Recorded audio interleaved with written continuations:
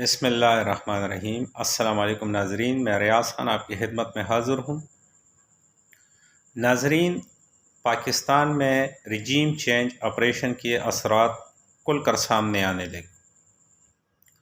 امریکہ کے صدر Joe Biden نے بیان دیا کہ پاکستان کے ایٹمی اثاثے ترتیب سے نہیں اور پاکستان دنیا کے خطرناک ملکوں میں سے ایک ہے۔ امریکہ نے ہمیشہ پاکستان کے اوپر الزامات لگائے ہیں۔ امریکہ افغان جنگ میں 20 سال پاکستان نے ساتھ دیا، 80,000 جانوں کی قربانیاں دی، پاکستان کی معیشت تباہ ہو گئی، پاکستان دہشت گردی کے لپیٹ میں آ گیا۔ اس کے باوجود جب امریکہ افغانستان سے انخلا کر گیا تو ان کا الزام یہ تھا کہ ہم پاکستان کی وجہ سے افغانستان میں ناکام ہوئے، مطلب اپنی ناکامی کا ملبہ پاکستان پر ڈالنا چاہا۔ اب ہمارے حکمران امریکہ کے دورے کر رہے، لیکن امریکہ ان کو غلاموں سے بڑھ کر نہیں سمجھ رہے۔ اب حال ہی میں وزیر اعظم امریکہ میں گیا تھا، وزیر خارجہ بلاول بھی امریکہ میں بیٹھا رہا۔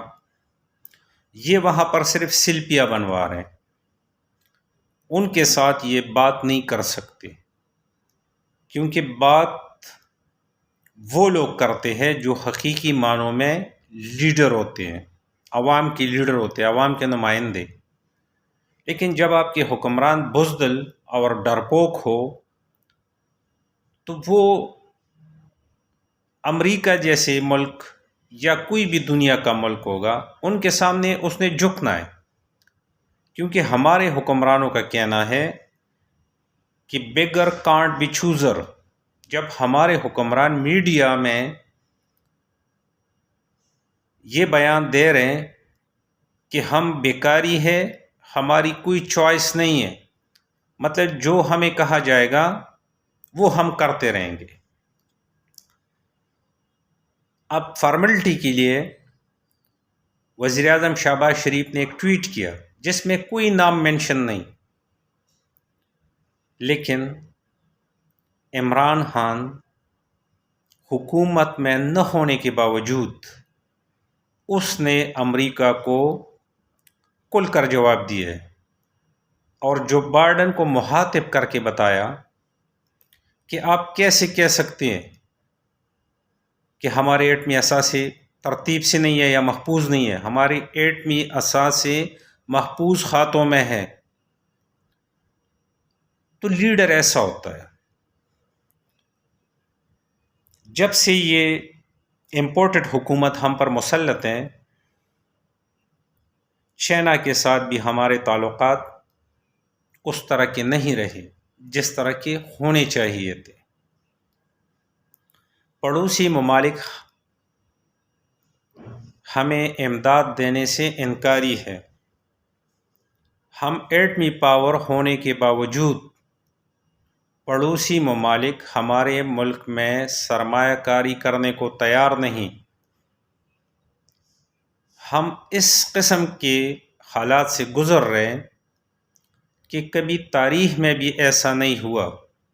ہم ایسے موڑ پہ کھڑے ہیں، ہمارا ملک ڈیفالٹ کی طرف جا رہا ہے، جو کہ بہت بڑا المیہ ہے۔ اس وقت ملک میں عدم استحکام ہے۔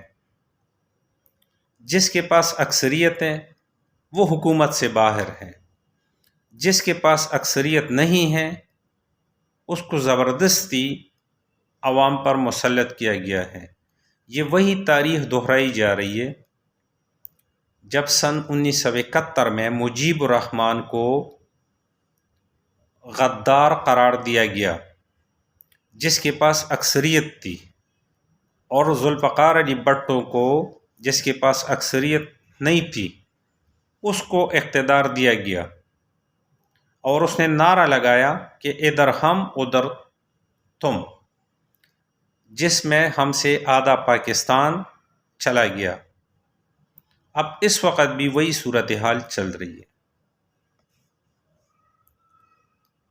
اب حکمران بضد ہے کہ ہم نے ملک میں صاف اور شفاف الیکشن نہیں کرانے، ہم نے کرسیوں کے ساتھ چپک کر بیٹھنا ہے، چاہے ملک تباہ ہو، معیشت تباہ ہو، عوام غربت میں پستے رہیں، لیکن حکمرات کرسیوں پہ بیٹھے رہیں۔